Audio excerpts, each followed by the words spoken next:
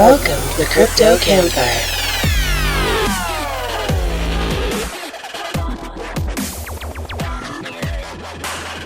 Leprechauns look for them at the end of the rainbow, Mitch and the Professor, featuring special guest Alon Goren. Hey guys, welcome back to another episode of the Crypto Campfire podcast. This is the Professor. Hey Mitch. Today we've got Alon Goren. He's the founder of Crypto Invest Summit, among several other entrepreneurial adventures. Before we start talking to Alon, let's go ahead and get a quick look at the news from the Crypto Gent. Thanks, Professor. Hello, Crypto Campfire listeners, and welcome to the cryptocurrency news in a flash with the Crypto Gent. SBI Ripple Asia launches store settlement money tap app, including XRP-powered payments. A wealthy investor has attempted to purchase 25% of the total supply of Bitcoin. Research from Chain Analysis indicates that 1.3% of total Bitcoin transactions have occurred in 2019. Cryptopia owes over $4 million to its creditors. Galaxy Digital founder Michael Novogratz says that Bitcoin will consolidate around $7,000 to $10,000. What an absolute genius. Where did he come up with that notion from?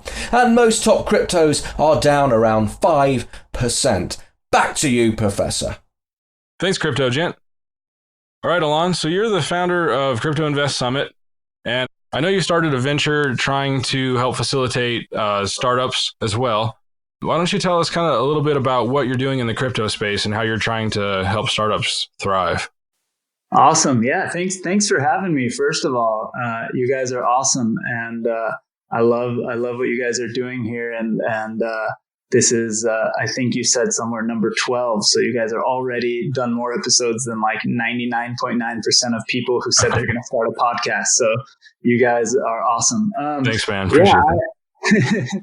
Yeah. So I started Crypto Invest Summit with my partner Joseph a few years ago. Before that, it was called Crowd Invest Summit. So we kind of started in the space because we were doing crowdfunding stuff. So I'm a techie myself, and I had a company back in the day called Invested In that powered crowdfunding sites and online investing sites and stuff. And that whole industry kind of morphed into crypto. A couple of years ago when ICOs started becoming a thing, and everybody in that space was either stoked about ICOs or was talking trash because they all wanted it to be compliant or talk about compliance and whatever. But what was funny is the last Crowd Invest Summit we did, we literally had like a few of the lawyers who were doing one of their talks, like run up to me at the beginning of one of the days and go like, hey, can you let everyone know, like maybe through the app or like on a loudspeaker, that we're also going to be talking about ICOs? They like wanted people to show up to their panels and stuff. And it was like so funny. So we behind the scenes have been doing stuff in the crypto space forever. Even I have a funny thing that I when I had at the last CIS, we had Charlie Lee come and speak. And part of me bugging him to get him to speak was me sending him a screenshot of an Amazon order I had made in 2013 of a bunch of gaming like graphics cards that we converted into a Litecoin mining rig. Nice. in my office as a team building exercise, because we wanted to explore using crypto for like micropayments and stuff for crowdfunding sites. And then, unfortunately, didn't play much in the space for a long time, and then came back to it around 2016 or so. But been following it very closely and been learning about it and knowing about it since pretty much the earliest days of the space. So we did Crypto Invest Summit, and it kind of took off.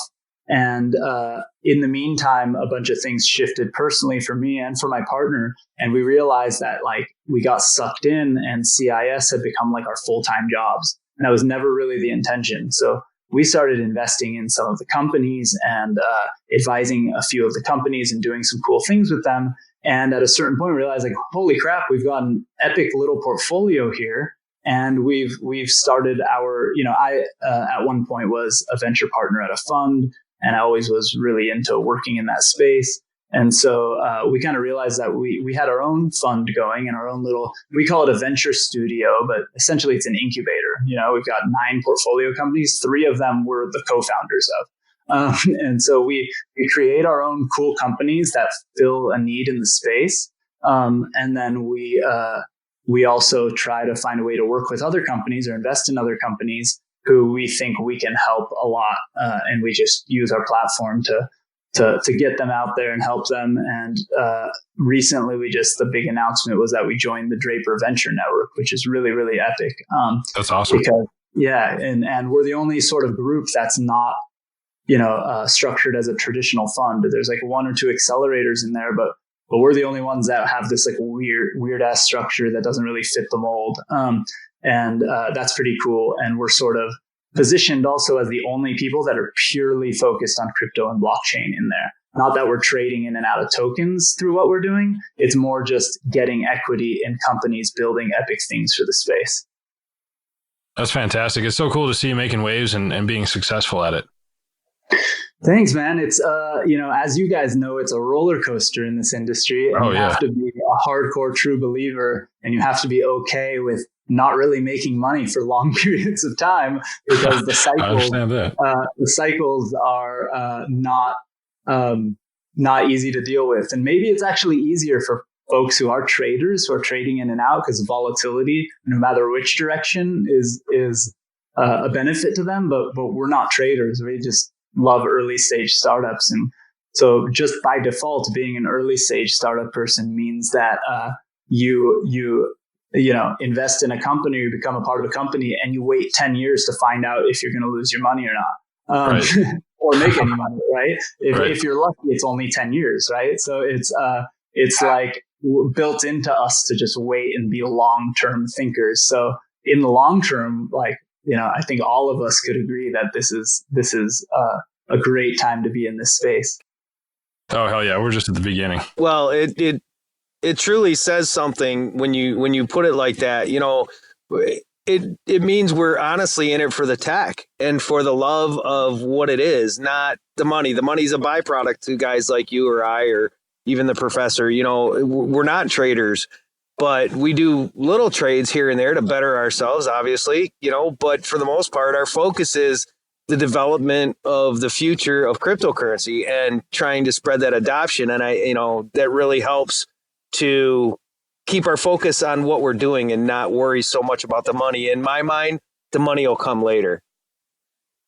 Oh yeah, well we're just so early on in this space, right? Like, as much as people, it's funny. Like somebody, my wife was telling somebody about what I do for a living the other day, and their response was like, "Oh, I thought that crypto thing was over."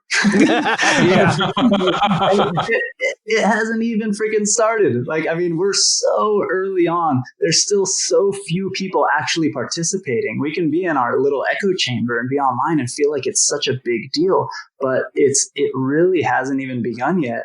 And I think that all of us being so early and sticking with it means that we have a long-term place in this industry, and it will be sort of its own industry for a long while until it just becomes the norm. So I'm stoked, and I love the work you guys do in just spreading mass adoption. I think Mitch, you said you're like out there now trying to get people to use crypto. Yeah, we just left the Bronx Deli in Pontiac, and that was pretty cool. A week ago we did another bar in Ann Arbor, and I say bar like we're a bunch of bar hoppers, but they're more food establishments. That one we went to in Ann Arbor was called 7. They have 70 taps, different microbreweries and stuff like that. It's just it seems like the space to be in for kind of a laid back atmosphere. And that's what we're shooting for, and it's just so much fun. I mean, I ran into a guy today who actually has been trading since 2016. I've been in the market, been into Bitcoin since 2016. And I was able to get his transaction on the live broadcast on Twitter, and it was off the hook. Oh my God, to find out, just a happenstance, run across somebody at this place that's paying with crypto And it's like one of only maybe 2 places in the whole area that accepts cryptocurrencies for payment. So it was pretty cool, man. I gotta say, I'm loving it. And it's just, the passion is so strong and the drive, and it's just so much fun. I haven't had this much fun in forever. And, guys like you are really setting the standard when it comes to development, when it comes to new ideas, and that's the thing. The professor and I got into this, and I got so many ideas flowing through my brain, but I'm just a carpenter, man. I don't know how to put this stuff into a computer. Right. So that's what I got this guy for, I mean, and I don't know. I think we do really well together, and I'm looking forward to a long future. Yeah, it's just awesome. What I'll say to you and to everyone out there that is like you, right? That maybe didn't grow up being a supercomputer nerd or grow up online like that, or maybe did, but didn't do it for a living and did something else. Like, I grew up in a house where my family business rebuilt auto parts, and I was the dude who didn't go to school very much, and I was in wood shop and metal shop every single grade from 6th grade until I graduated high school. And in high school, my last 2 years of school, I got out at noon, and 2 of my 4 classes were wood shop and metal shop. And what I learn and tell people all the time, that to get shit done and to do something in a business online is not that different. Like, I grew up, like, my next sort of stage when I was going to school in college and working for my dad and working at banks and working at restaurants and anything I could do to make money was promoting punk rock shows and having my own little online record label. And I would tell people later, when I was doing startup stuff, that marketing a startup was no different than doing a punk rock show, because all the same elements of just getting shit done and executing are there. And people who are really effective as a carpenter or as a woodworker or anything you do will be really effective in any business. You just have to know which elements are necessary, which is, there's a learning curve there. But once you go, oh, I could call the professor, he'll do this. I could call Alon, he'll do this. Now I've got all the pieces of the puzzle. Now let's fucking build, and it's not that different, because, as a carpenter, even, you probably specialize in something, but there might be someone who you think is an amazing cabinet maker, or somebody else who's really good at making tabletops, or somebody else that's really good at whatever. And everyone has their specialty, and you just have to put it all together, right? So I get a lot of people who are coming to me and be like, you're talking about blockchain being the future, but like, man, I do this for a living and I don't know how to do it. And you do know how to do it, because it's, you're out there right now doing an essential part of the whole ecosystem, which is marketing it and getting people to accept it. And the more people accept it, the more this whole space grows. And so, I know you're being self-deprecating a little bit, but like that's just as essential as somebody building something. You know how many epic startups are built that nobody ever sees? Like and if there wasn't the marketing, if there wasn't a person out there hustling and getting people to check it out, no one would ever see it. And as awesome as it could be, it'll never amount to anything. Well, I think what it is what it boils down to is work ethic. To be honest with you, you say, being a tradesman or being into something, of that nature, there's a certain work ethic that we have, and I've been blessed with a strong work ethic. And I think that's what keeps me driven, and then when you find something that really intrigues you, that really interests you, that you can really find passion in, it just puts you over the top, and there is no boundaries. You just have to get past them. Yeah. Yeah, no, I love that. And people ask me all the time about the events, because we had a short period of time in the crypto space where it's really easy to put on an event and people just planted their flag in the ground and people showed up. Right. They got sponsors, they made money, everything was good. And that was like a flash in the pan. And then everybody else put on their next conference 6 months later, a week or a year later, and just lost all their money and had a crappy conference and nobody showed up.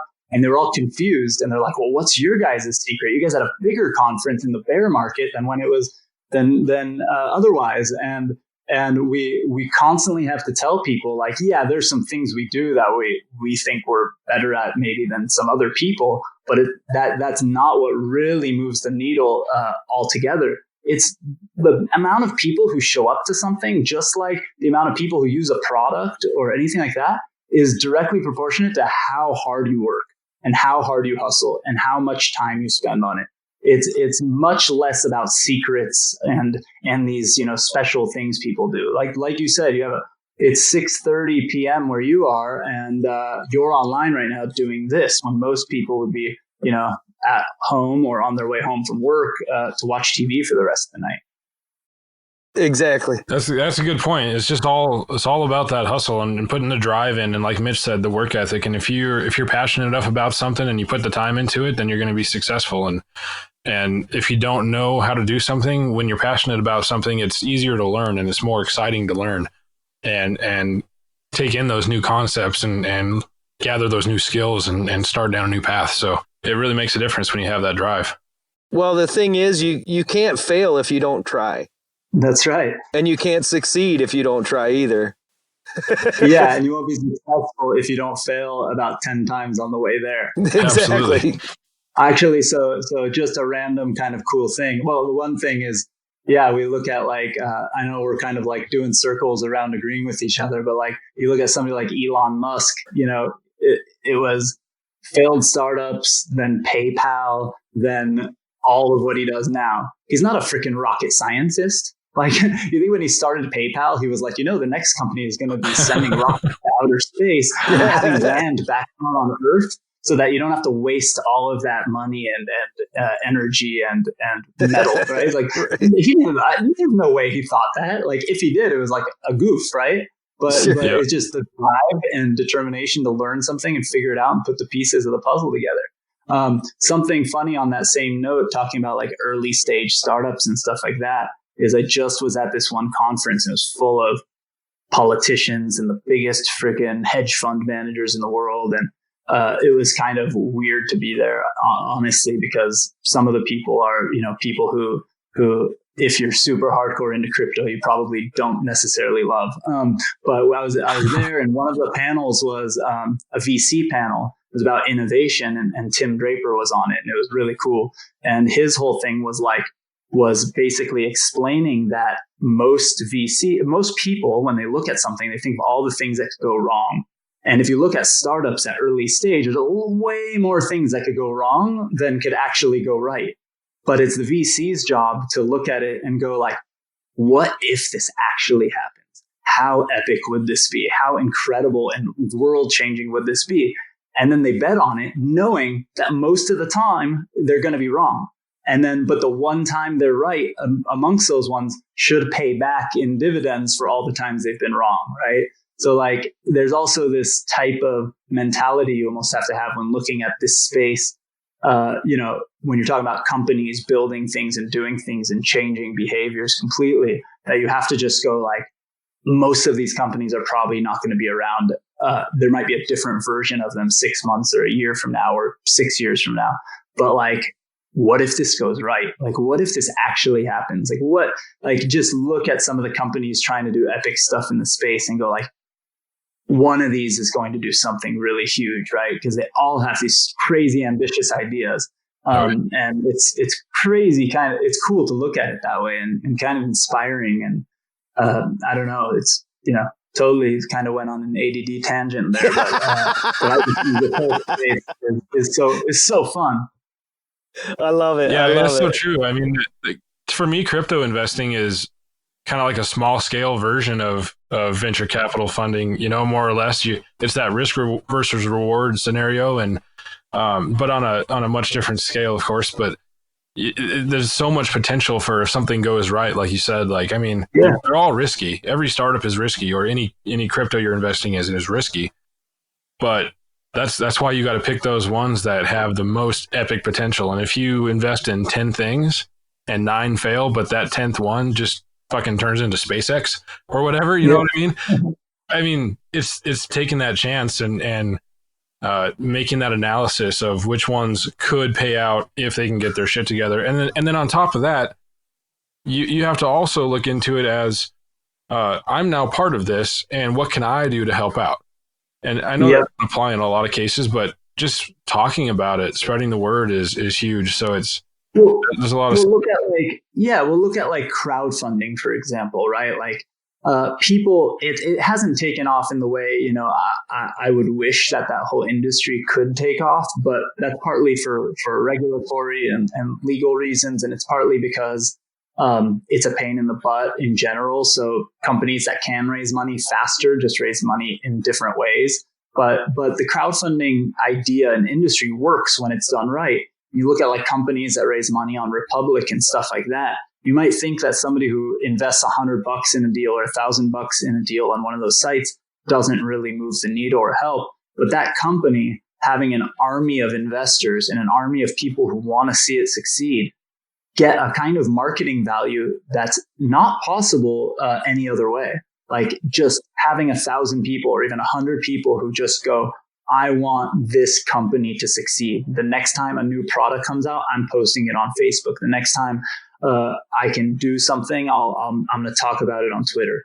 I'm going to share it on LinkedIn, whatever. That value is crazy amazing. It's why I kind of wish and hope that security tokens or a version of an ICO that's legal and doesn't have weird scary legal implications for the people involved like takes off, because I really believe that we could all, every single individual, make a difference, and then having access to that kind of stuff will make a difference to every single one of us. Like, most of us can't afford the $25,000 minimum check that like angel groups have on them when investing in a company, or even a $10,000 minimum to invest in a company on Angel List or something. And that's even if we're allowed to participate. Most of us are not allowed because we don't make enough money, which is freaking offensive and weird and doesn't make any sense. Ridiculous.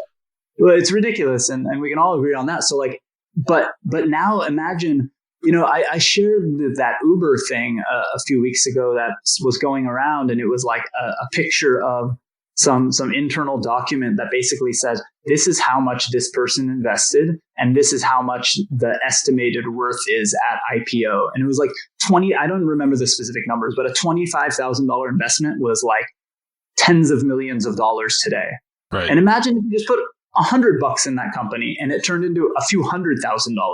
Like that would be insane. And maybe you would have had to do that with 100 companies till you had one winner, but it would have, on average paid for itself and done awesome. And that's world changing, because that means every community can participate. It just goes to show that the world favors the wealthy. Period. There's definitely. Yeah. There's no way. Favor the wealthy. Well, yeah, there's no way around that really. But crypto found a way. Okay. Crypto lets the average guy, the average person have that opportunity. So, that speaks volumes to me. And that's one of my other reasons for the passion behind my motivation.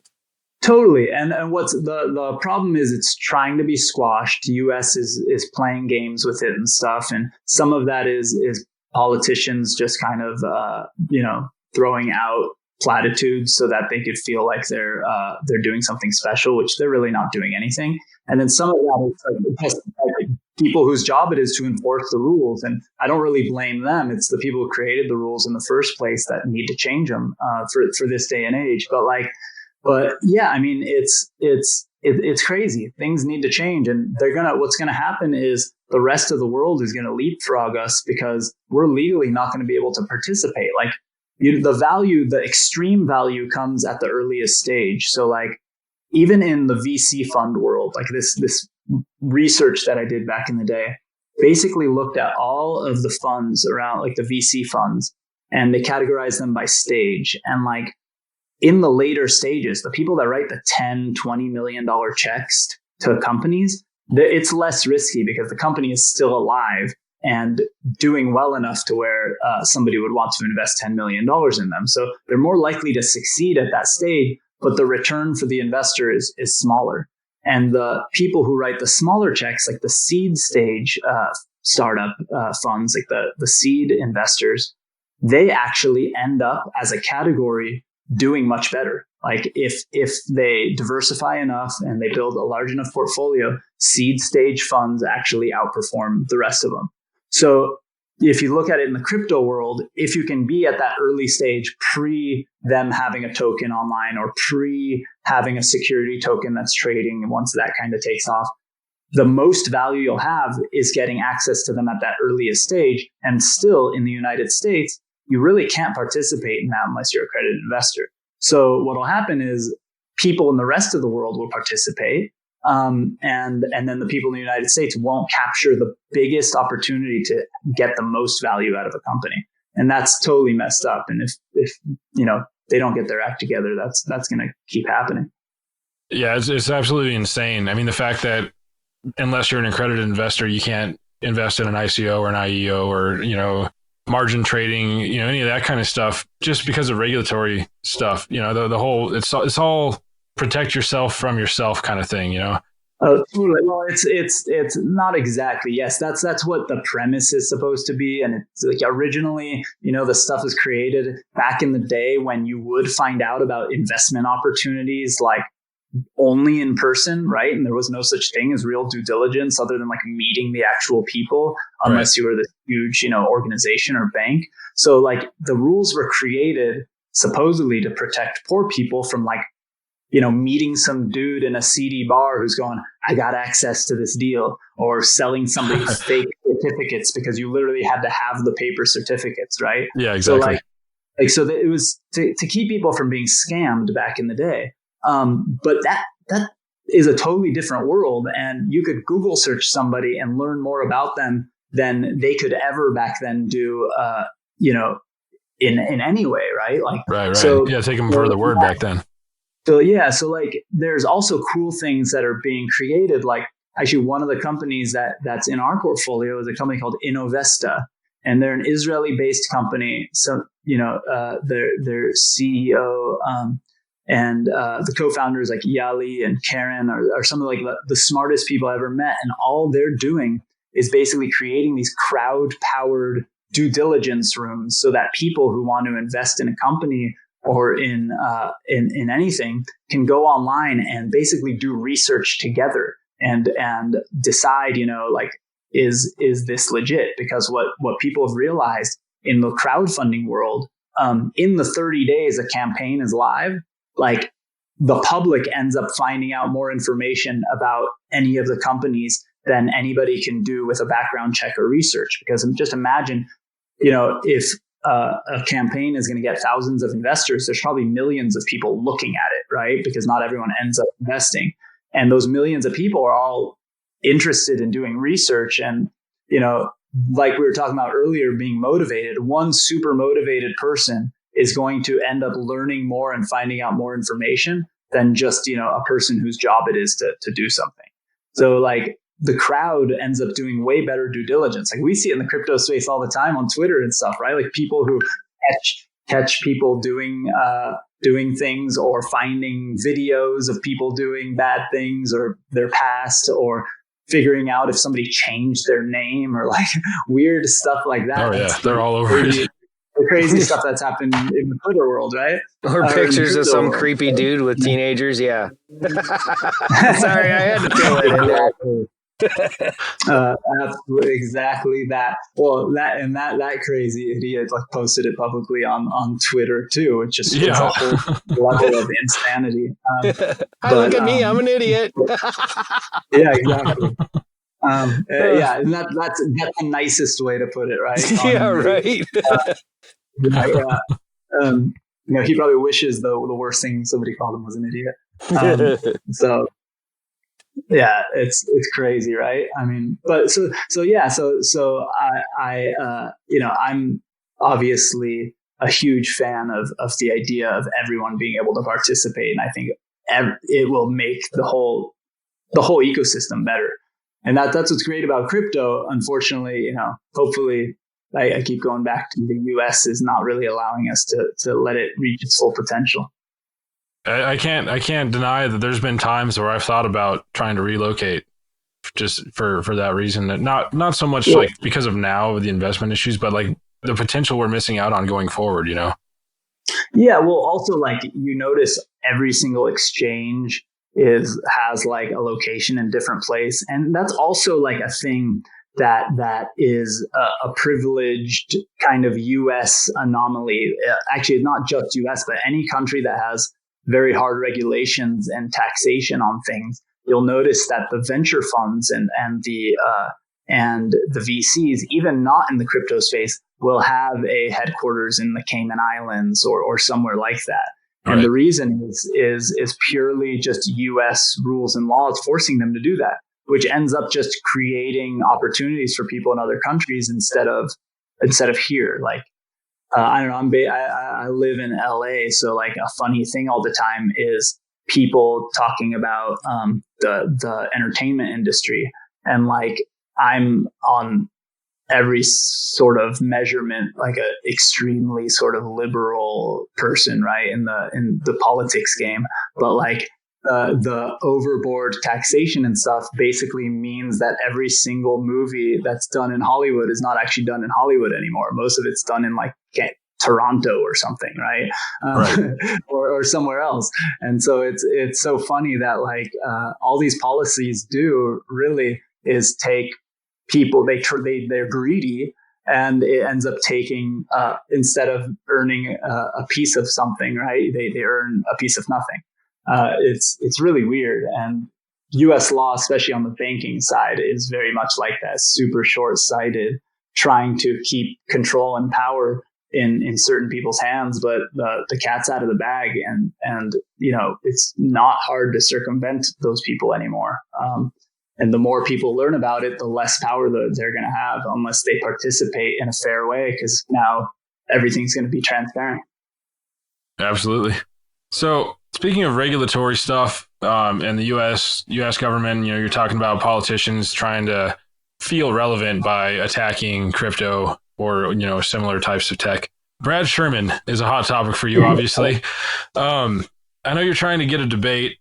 How's that going? Are you making any progress on that? Have you made any contact with his offices or anything, or is it still up in the air? No, I get no response, and I don't expect to get a response. Yeah, because you can see, like, I just talked to someone who's Gerard. What's his last name? He's the head of the Blockchain Government Association or something like that.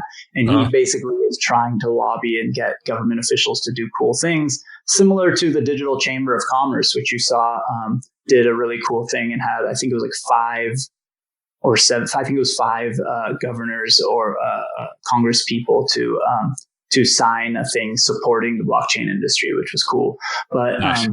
What, you know, he was trying to get Sherman to come to an event, and you know, I hope it happens. But what you notice on all of the statements that he makes, they're very prepared, and they feel very, you know, like someone else prepared them, right? Yeah, that was the first thing I noticed when I listened, was like, who paid you to say that? Yeah, and it's not even like it. Well, it is that, right? Because people, that's another thing that's great about the space. He said that. And before, you know, I called him out, I wrote an article about it, whatever. Before the article was even published, after I wrote it, and before the article was published, because I did it. So I live right next to his district, and I have a startup group where like about 2,000 of the members in 805 Startups, the startup group I started, that I don't really run anymore. My childhood friend and partner runs it. He's awesome, but like 2,000 or so of the startup entrepreneur people, members of that group, live in his district. So I got the local business journal, the San Fernando Valley Business Journal, to actually like publish an article that the title of it was like, Brad Sherman is wrong about Bitcoin or something like that.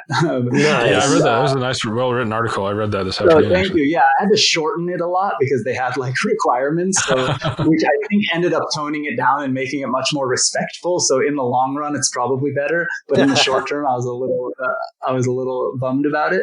But like, so they published that article, and I've kind of, you know, chased after him and all that. But like, you can tell, you know, that these are just prepared statements, and he doesn't have a good response when anybody asks him a question about it. And he says like he falls in the same stupid traps that people that don't understand the space fall into, which he does the like, you know, I believe in the blockchain, but I don't believe in Bitcoin. And then he makes statements about it used for illegal things, except for the US dollar is used for way more illegal things. And if you ask any FBI agent, I literally just watched a panel of multiple FBI agents talking about how they wished that all the criminals they were chasing after were transacting in crypto versus dollar because it's more traceable. So it's like, the people who know better understand that what they're saying is completely stupid and makes no sense, but they're talking to an audience that doesn't know what we know. They're talking to an audience where 90-something% of, 99 probably percent of the US public has never really used or transacted in crypto. They might know if heard Bitcoin. That doesn't mean they know how it works, right? So, Exactly. That's who he's talking to. And he's talking on behalf of the people who paid him to be in office, right? And that was the funny thing about what I was saying about the article that I didn't mention just saying goes, in the time I wrote the article to when it was published, because it took them a couple of days to publish it into like the next version of the paper because it comes out once a week or once every 2 weeks or something. All of the crypto community dug up all sorts of fun information about Sherman, basically showing all of the financial services firms and firms who are directly threatened by crypto becoming popular were his biggest supporters, because he's been in office for a really long time. And because he's on the Financial Services Committee, every large financial institution that is against crypto is a contributor to his campaign. And we're not talking about $1,000. We're talking about tens of thousands of dollars over the years or more. So it's obviously a huge conflict, right? So it's just it's total BS, and you realize too he just doesn't even know what he's talking about. So even when I make these claims, I say you get to pick the moderator, you get to pick the format. I'll just supply a location and a live feed.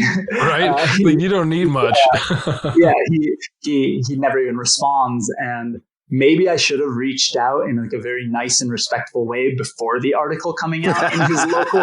Do you think? That might have bettered your odds there, bud. Yeah, I probably would have. But like, also, what's funny is, the people who read those papers too. Like, let's be totally honest, are the people who elect him, right? If I would have done it on. I don't know, SoCalTech.com or just on any crypto blog or anything that's like tech and blockchain related, a very small portion of the people who actually vote in his jurisdiction would see it. But to go to the local business journal, that's basically like read by all the insurance salesmen and wealth managers and people, corporate type folks that live in his jurisdiction, that probably hurt him more, except for the thing is they see his name and Bitcoin and they probably agree with him too, because they don't know any better. Like I did a cool thing, not that long ago where I got asked by, NBC Universal. It was kind of epic. I was kind of bummed I didn't spend the whole day because I got to go onto like the Universal lot to talk to the, executives about blockchain and Bitcoin and stuff. And it was like they do this thing called like, I forgot what it was, like a lunch and learn or like an innovator's lunch or something where they learn about technology.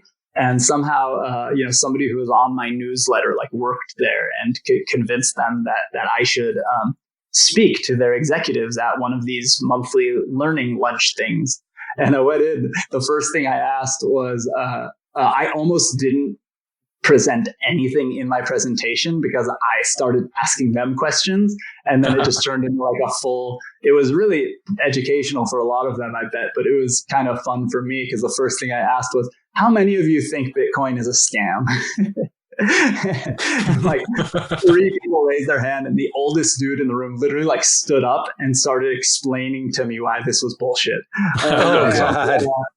And it was so good because his main argument was like, gold is real and like technology has no value. And I'm like, do you think Amazon is worth something? Because technically, like, there's nothing physical about the code that keeps Amazon online. Yeah, now they have a bigger business with distribution centers and things like that. But like the average website, do you think that the website for Universal Studios or Universal Pictures or NBC, whatever, do you think the website is valuable? Because that's not real. That's just a website. That's just on the internet. Does that add any value? And like I just, was talking to him about it, and it was so fun. But like the other people in the room started arguing with him, And it was great. It turned into a really cool thing. But like, there's so many people, regardless of age, regardless of industry, that just haven't gone down the rabbit hole yet. And I'm convinced it's purely because they haven't learned yet. Because do you guys know anyone who got sucked in, learned everything about crypto, learned everything about blockchain, learned everything about, the whole space, and then wasn't like fully bought in and obsessed with it? Like, I've never met somebody who's like, nope. You know what? I know just as much as you about Bitcoin, and it's stupid. Yeah, it's all a matter of getting that education and exposure. Yeah, it is totally. And I think you hit it on the head. You just didn't say it in so many words, but there's this thing. I'm an older guy, right? So we used to, back in the day, it was you kill them with kindness, right? And if you can kill somebody with kindness, you can really beat their ass and do it tactfully to a point where they walk away from the conversation going, did I just get my ass kicked? Because you did it with such tact and such grace that they don't even realize they're getting their ass kicked until it's over. And that's what you call tact right there, right? I think that's the only real way to change somebody's mind too, right? Like, I think that, people that don't get it are not, it's not that they don't get it, because most of the time, right? Like, we have some exceptions, like people who are paid by people who are against it, right? And they might understand it, and that's why they're fighting it. But for the most part, our friends and family and people in our neighborhoods and people at the restaurants you go to try to get to accept crypto, the only reason why they might be against it is because they don't understand it. Sure. Because one, if you understand it and still aren't super into it, you still have no reason to not accept crypto. Because just as a business person, it's like saying, I won't accept Visa because, I don't like digital. It's Visa not real. Yeah, because you get dollars in your bank account when it's done. So if they don't want to hold Bitcoin, they could use any of a ton of products that will allow them to accept it, and it'll come into their bank account that moment in cash, just like doing anything else. And now they have another group of people who are interested in supporting them. So exactly. They clearly don't understand. So, that's why what you guys are doing is so amazing. You're teaching people, and you're converting them, or at least educating them to the point where they'll be able to make the right decision and understand that there's so many cool things you could do. And we live in a country, like, if we're being totally honest, where transacting in Bitcoin is not easier or better for the user experience than just using a credit card or a debit card. Yep. But we see the value in a bunch of aspects of it, and there's so many cool things that are going to happen in the future, and really cool apps that are making it easier and stuff. And what we do get that's really cool is we get to view the rest of the world, where in some countries, in some places, in some places, it literally is life changing. It's literally the only way for them to hold money, because their currency is not worth shit. And like, I forgot what country it was. Argentina, one really developed country, not, we're not talking about war-torn countries, but there's one really developed country that, I'm trying to remember, you guys might know. They recently, Bitcoin going up this last little run made it so that even if you bought in their currency Bitcoin at 20K at the top, at the tippy top, and you held that versus holding their currency, Bitcoin has appreciated more. So we look at it against the dollar. We look at it against, maybe the euro or something in the more developed countries. But you go the rest of the world, even at less than half of what the value was before, to us, there's other countries in the world where Bitcoin is actually still a better investment or at least store of value, right? So like, for the rest of the world, and then let's talk about just war-torn countries with people, fleeing and things like that. Like, there's no way to keep your money in those countries. So all of a sudden, there's this uncorrelated thing that you can use to keep your money and to get paid by working online or something. And you don't have to be dependent on your country's economy, which is just insane to think about. Just from just a few years ago, right? Like it's a totally different world, like borderless, in the best way, right? Like, so I don't know. Obviously we're in an echo chamber, but I love it. I'm glad you brought that up, because that's the thing that people don't see or don't understand just on a broad scale, is that just because we're used to what we have for a fiat, which is a somewhat stable currency.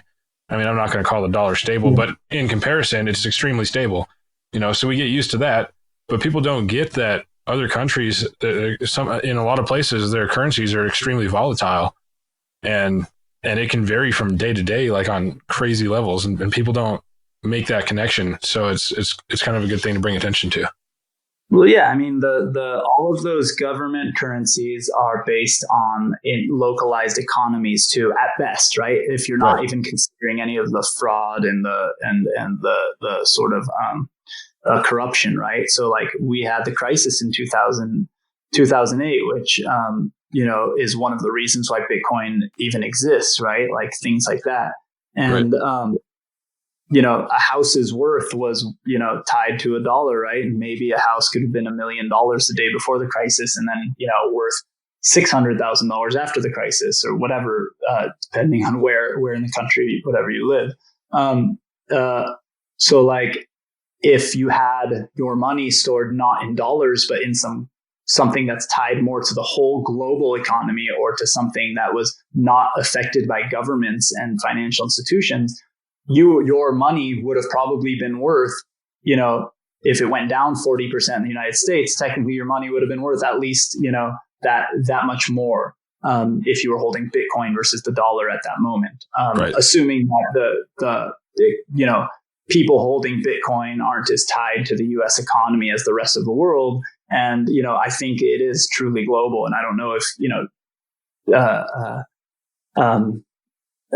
proportionately, Bitcoin holders are tied to the US versus the rest of the world. But anyway, like, imagine if you had your money in Bitcoin at that point, and then the day after the crisis, you could have bought a house at a 40% discount. That's a crazy way to look at it, but that's how it is happening in the rest of the world. Their currencies are going down every day by multiple percent.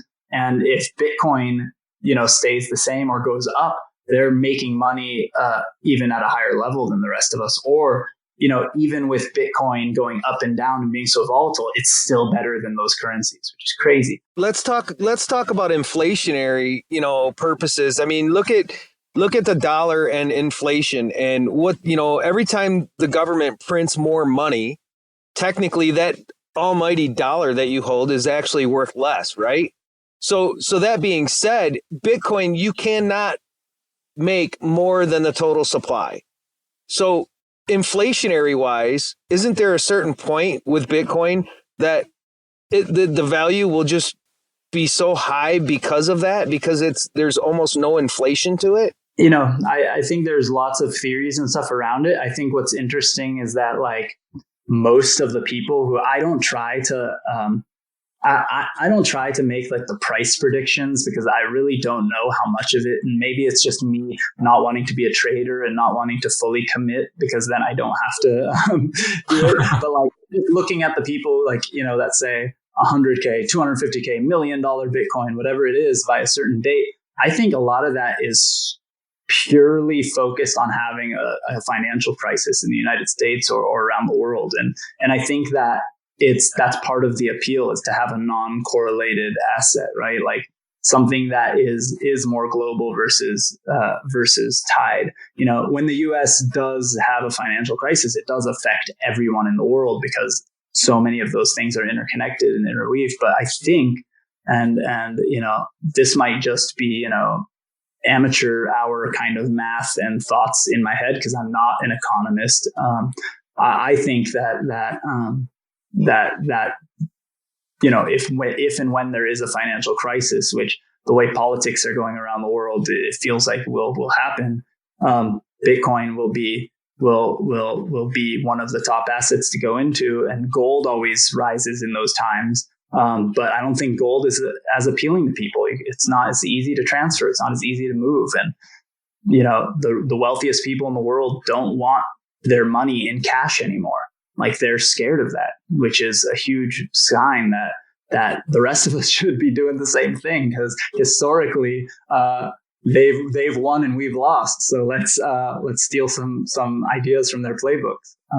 So guys, I'm so sorry. I've got to get running. I'm 3 minutes late to a call.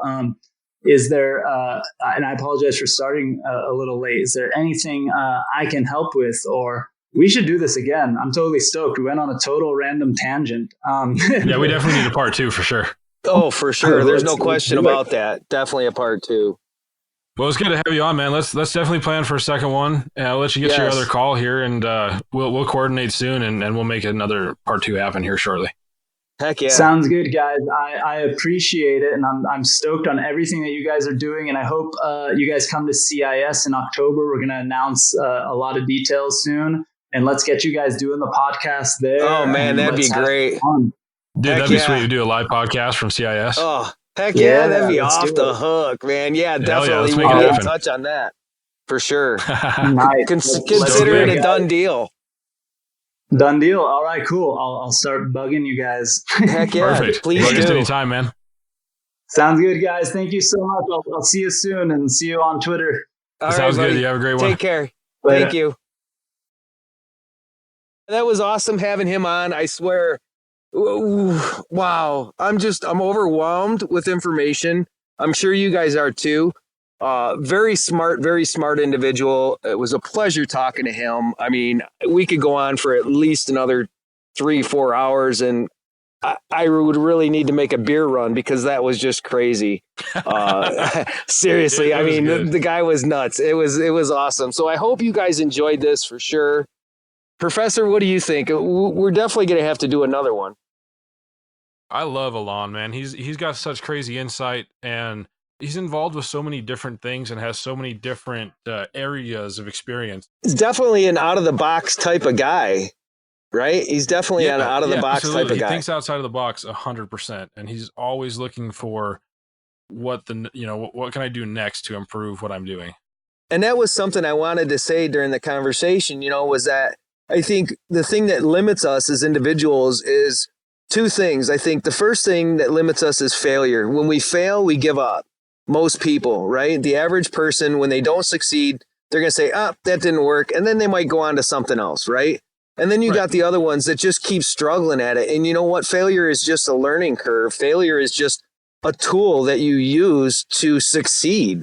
And without it, you can't succeed. If you never fail, you will never succeed, period. That's just the end of the story. So, thinking outside the box is where we all as individuals need to be. And I think when people open their mind and actually peek outside around the corner of that damn thing, they realize there's a whole nother world out here, bro. Oh, yeah. And it's so much about the dedication. And like we talked about on the show is, the drive with just accomplishing what you set out to. And even if it takes 10 years, like you said, sometimes stuff doesn't happen overnight. It takes a lot of time, and it takes a lot of hard work, and it takes a lot of effort, and you just have to keep going, and you have to fight and make it through. And I think that's something that I've always almost enjoyed, was that, like, things get hard, but then knowing that I can just kick it in high gear and put my head down and go 100, and eventually I'll get there. So it's heck yeah. It's tiring sometimes, but god damn, it's exciting. Sometimes you got to kick your own ass off the pity train and just get after it. All the time, man. It sucks getting on that son of a bitch. Where am I going? What am I doing? This is I'm never gonna get this done. And then sometimes you just have to sit back and keep on driving, man. There's just no way around it, And no, never quit. These podcasts just get better and better, man. I really enjoyed this one. I hope you all did too. We look forward to doing another one with Alon. Really looking forward to these podcasts, man. I swear, I think I'm starting to lose sleep over them every night because I'm so excited for it. It's like, just thinking it's like that little kid going to Cedar Point, right? Yeah, going to the amusement park. Dude, we get to do another October. One. All right. That's gonna be fucking sweet. I'm stoked. Alon, I appreciate you extending that opportunity. We were looking forward to it. I can't wait to see you in October. Absolutely. So thanks for joining us today. It was a great time. We hope you guys enjoyed it. And as always, please give us your feedback. Let us know if there's other things you guys want us to explore. We're into you, so it's what you guys want. And I don't know, Professor, we've been seeing a lot of feedback, or not really. I can't recall seeing too much as far as things people want to see or things people want to hear, I should say. Yeah, nothing like specific. We've got people that are liking it, but we haven't had any requests for anything or anything like that. So maybe that means we're doing everything right, but I highly doubt it. So if you guys think I highly doubt that too, but... or have us change or something you want included in the shows, or if you just want to come on and say hi, let us know. So absolutely. We want to keep improving this and make it the best it can be. We're looking forward to what you guys think. Hell yeah, definitely. Guys, you have a great evening. And I'm headed to another establishment right now, and I'm going to go spread some more adoption, baby. Go plant some more seeds. I'm like Johnny frickin' Appleseed. Right on. So until then, guys, have a great night. All right, y'all, take it easy. Peace.